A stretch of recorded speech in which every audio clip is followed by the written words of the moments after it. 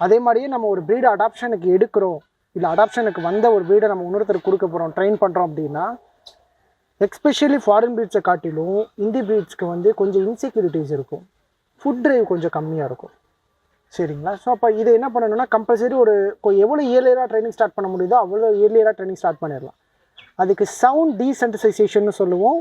அப்புறம் வந்து பார்த்திங்கன்னா சோஷியலைசேஷன் சொல்லுவோம். சோஷியலைசேஷன்னா என்னென்னா, நிறைய டாக்ஸ் கூட நிறைய பீப்புள்ஸ் கூட இன்ட்ராக்ட் பண்ணணும்.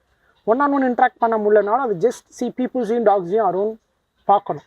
அப்போனா டாக் டு டாக் ரியாக்டிவிட்டியோ ஹியூமன் ரியாக்டிவிட்டியோ வர சான்சஸ் கம்மி, especially for the Hindi breeds. அப்புறம் அதுக்கு கான்ஃபிடென்ஸ் கம்மியாக இருக்கிறதுனால ஸ்ட்ரேஞ்சர்ஸ் கூட அவ்வளோ ஈஸியாக மிங்கிள் ஆகாது ஒரு லேப் மாதிரி.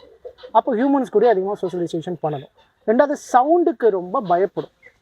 ஜென்ரலாக எடுத்துக்கிட்டிங்க அப்படின்னா அந்த கிராக்கர் சவுண்ட் போடுறாங்க, வெடி சவுண்டு, பைக்குக்கு, இதெல்லாம் it may be a genetic, இல்லை அந்த பப்பியோட ஓன் கேரக்டரிஸ்டிக்காகவும் இருக்கலாம். சரிங்களா?